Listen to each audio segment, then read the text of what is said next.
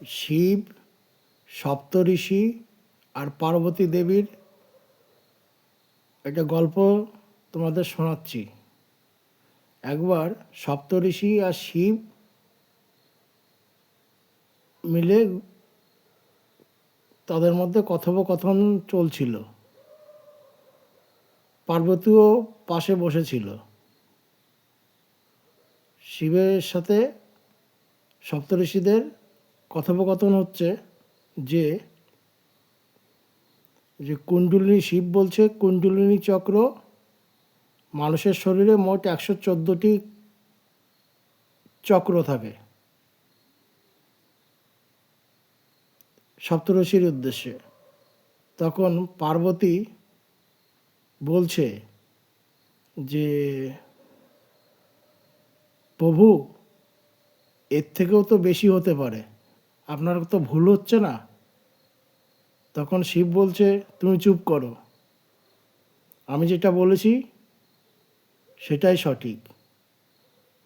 বলে, না প্রভু, আমি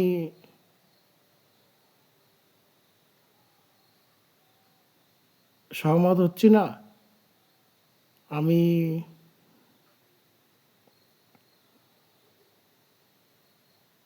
জানার চেষ্টা করব, এর থেকেও বেশি হতে পারে। এই বলে ওই সপ্তর্ষি আর শিব আর পার্বতী যেখানে গল্প হচ্ছিল সেখান থেকে পার্বতী উঠে সাধনা করতে চলে যায়। তারপরে অনেক দিন পরে পার্বতী ফিরে আসে। এসে দেখে শিব সপ্তর্ষির সাথে গল্প করছে, কথোপকথন হচ্ছে ওদের। পার্বতী এসে প্রথমে শিব যেখানে বসেছিল তার ঠিক একটা সিঁড়ি নিচে পার্বতী এসে বসে পড়ে এবং বলে যে প্রভু, আপনি ঠিক, আমি কিছু খুঁজে পেলাম না। 114টি চক্র, 112টি মানব শরীরের মধ্যে থাকে আর 2টো থাকে বাইরে। 112টি অ্যাক্টিভ হলে বাইরের 2টি অটোমেটিক অ্যাক্টিভ হয়ে যায়।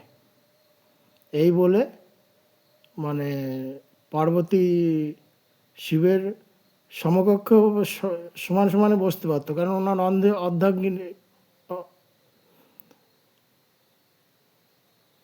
অর্ধাঙ্গিনী উনি পাশে বসতে পারতো, কিন্তু উনি না, পার্বতী দেবী উনি ওখানে না বসে এক ধাপ নিচে শিবের পাশে বসে, এক ধাপ নিচে, যে এটা প্রমাণ করার জন্যে যে আমি হেরে গেছি। এই গল্প তোমাদের শোনালাম।